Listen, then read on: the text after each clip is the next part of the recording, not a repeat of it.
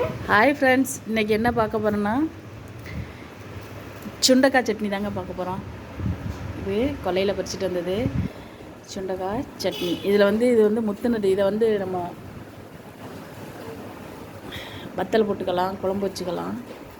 ஆனால் இந்த பாருங்கள், சட்னி செய்கிறதுக்கு வந்து இது மாதிரி லைட்டாக நறுக்கி வச்சுக்கணும்.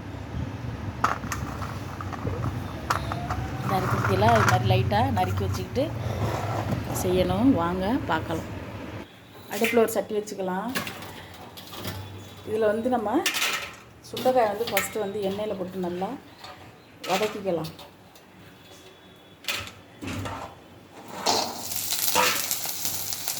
பிஞ்சா போட்டால் தான் நம்ம அடிக்கும்போது அந்த தோல் கீழே எல்லாமே சேர்ந்து அடிச்சிடலாம். இல்லாட்டி ஒரு மாதிரி தோல் கிடக்கும்.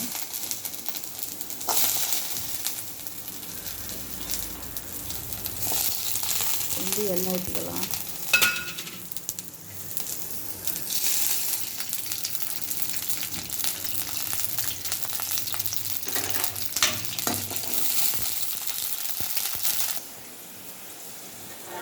இது வெந்துருச்சு. இதை வந்து நம்ம எடுத்துக்கலாம். வெந்துச்சுன்னா இந்த கலர் மாறிடும். இது வயிற்றில் உள்ள பூச்சிக்கெல்லாம் தேவையில்லை. பிள்ளைங்கள்ட்ட குழம்புல போட்டால் கூட எடுத்து வீசிடுங்க. இந்த மாதிரி சட்னி மாதிரி செஞ்சு கொடுத்தா தெரியாது அவங்களுக்கு, சாப்பிடுங்க. நான் இது மாதிரி தான் செஞ்சு கொடுக்குறது.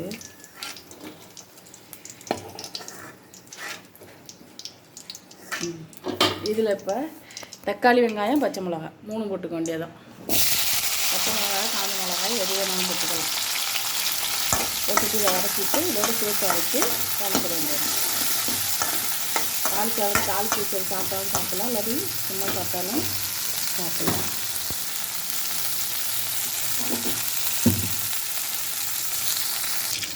தக்காளி, வெங்காயம் போட்டு வதக்கியாச்சுங்க. இதை வந்து இதோட போட்டு நம்ம அரைச்சிட வேண்டியது.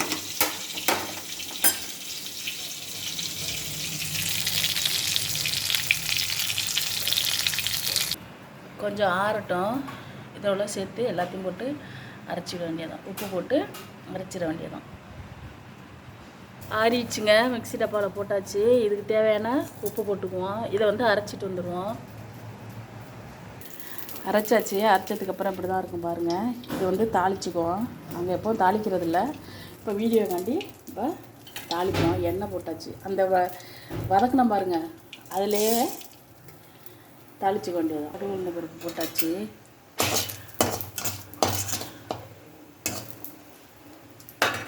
இதில் வந்து இப்போ அரைச்சி வச்ச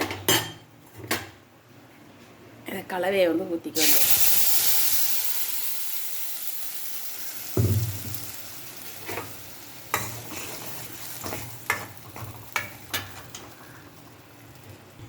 ஊற்றியாச்சு. சும்மா ஒரு கொதி வந்துட்டா போதும். உங்களுக்கு தேவைப்பட்டுச்சுன்னா கொஞ்சம் மிளகா பொடி கூட நீங்கள் போட்டுக்கலாம், இல்லாட்டி வேணும். உரப்பு இல்லாமல் செஞ்சு பிள்ளைங்களுக்கு கொடுக்கறதுக்கு சூப்பரான சட்னி. பிடிச்சிருந்தால் லைக் பண்ணுங்கள், கமெண்ட் பண்ணுங்கள், ஷேர் பண்ணுங்கள். வாங்க சாப்பிட்லாம். சப்ஸ்கிரைப் பண்ணிக்கோங்க. பக்கத்தில் இருக்க பெல் ஐக்கானை கிளிக் பண்ணிக்கோங்க. வாங்க. சுண்டைக்காய் சட்னி தோசை வச்சு காம்பினேஷனில் நல்லாயிருக்கும். இட்லிக்கும் நல்லாயிருக்கும். சுட சுட இட்லிக்கு சாப்பிட்டேன்னு வச்சுக்கோங்க, ரொம்ப நல்லாயிருக்கும். இப்படி தாங்க இருக்கும். நீங்கள் வந்து கசக்குமோ அப்படிலாம் நீங்கள் பயப்பட தேவையில்லை. இதெல்லாம் கசக்காது, நல்லாயிருக்கும். சாப்பிட்லாம். வயிற்றில் உள்ள பூச்செல்லாம் இது கேட்கும். வயிற்று புண்ணுக்கு இது தேவையில்லை. அதனால் வந்து பிள்ளைங்களை ஏமாற்றி குழம்புல போட்டால் தான் தூக்கி வீசிடுங்க. இது மாதிரி செஞ்சு கொடுத்தா ஒன்றும் தெரியாது. நல்லா நெய்ஸாக பிஞ்சு தான் போட்டு அரைக்கணும். பிடிச்சிருந்தா லைக் பண்ணுங்கள், ஷேர் பண்ணுங்கள். வாங்க சாப்பிட்லாம். சுண்டைக்காய் சட்னி வாங்க சாப்பிட்லாம்.